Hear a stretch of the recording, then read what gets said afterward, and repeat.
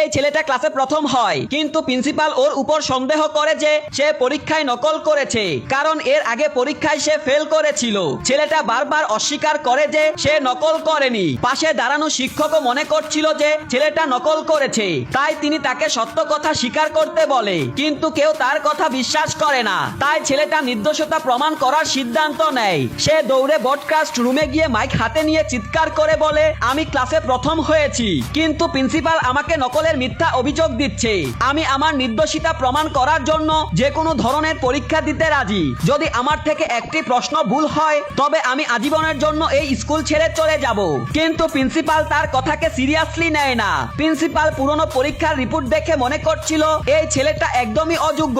তাকে অপমান করার জন্য প্রিন্সিপাল বড় ক্লাসের একটি কঠিন প্রশ্ন দেয়, যা ছেলেটি আগে কখনো পড়েনি। কিন্তু আশ্চর্যের বিষয়, ছেলেটি কয়েক সেকেন্ডের মধ্যেই প্রশ্নের সমাধান করে ফেলে।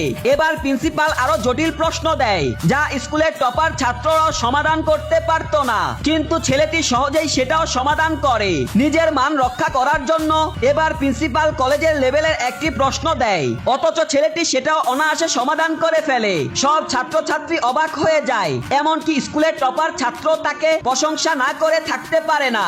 এভাবে ছেলেটি পুরো স্কুলের সামনে প্রিন্সিপালের সম্মান মাটিতে মিশিয়ে দেয়। তো আপনি কি কখনো নকল করেছেন? অবশ্যই কমেন্টস করে জানাবেন।